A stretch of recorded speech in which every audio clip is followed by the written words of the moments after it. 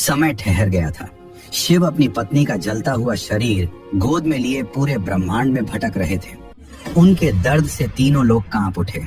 देवता भी भयभीत थे। एक वैरागी का प्रेम पूरी सृष्टि पर भारी पड़ रहा था। क्या यह दुनिया की पहली प्रेम कहानी थी? यह सबसे दर्दनाक विरह की दास्तान।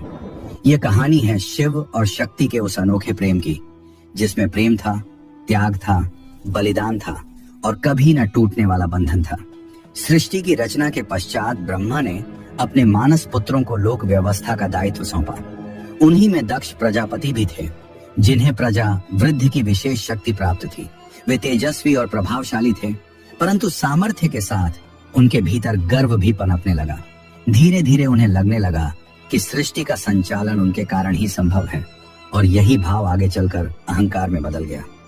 दक्ष की अनेक पुत्रियों में सती सबसे विलक्षण थी, जो साक्षात आदिशक्ति का अवतार थी।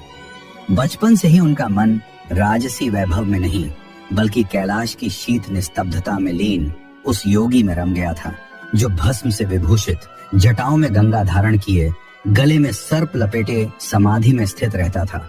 वही थे भगवान शिव। संसार जिन्हें अघोरी कहकर दूर रहता था, सती उन्हें परम ब्रह्म का साक्षात रूप मानती थी। समय के साथ उनकी भक्ति गहन प्रेम में परिवर्तित हुई और उन्होंने निश्चय कर लिया कि वे शिव को ही पति रूप में प्राप्त करेंगे। जब सती विवाह योग्य हुई, दक्ष ने एक भव्य स्वयंवर का आयोजन किया। देवता, राशि और राजाओं से सभा भरी थी, परंतु शिव को आमंत्रण नहीं भेजा गया। सती का हृदय व्याकुल हो उठा। उन्होंने मन ही मन शिव का ध्यान किया। उनकी निष्कलुष भक्ति से प्रसन्न होकर शिव स्वयं उस सभा में प्रकट हुए।